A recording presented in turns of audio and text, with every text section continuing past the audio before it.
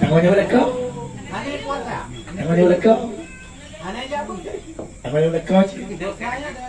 Namanya udah kau. Enak aku kan nama tu. Orang ina anak itu boleh tak gol leko.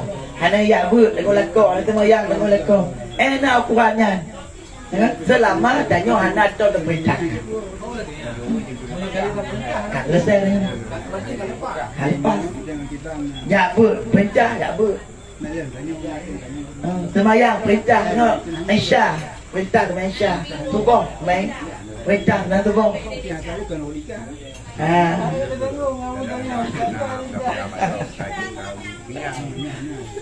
Selama orang agam hadang perintah, orang ina untuk kubur ibadah.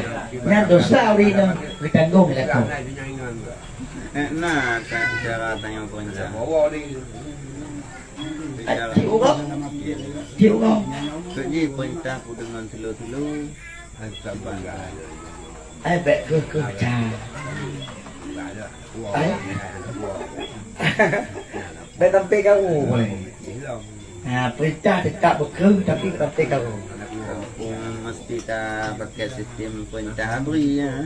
Itu baik kamu, ukuran baik kamu. Sebab poh wina je kamu je. Dosa cik tu. Maka hanya secara kekerasan betul. Cuman je kering, cuma baik kekerasan. Maka beda kering kekerasan. Beda je. Kekerasannya mati. Lainnya tindakan. Nyo kerja, nyo berarti tegas.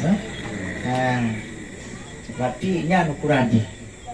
Ukuran kali perintah hanai pasti yang akan selesai ni. Nan mati. Kali terpegah hanai bingung, nya mati hanali kali kan. Tanggung jawab suami itu sudah selesai.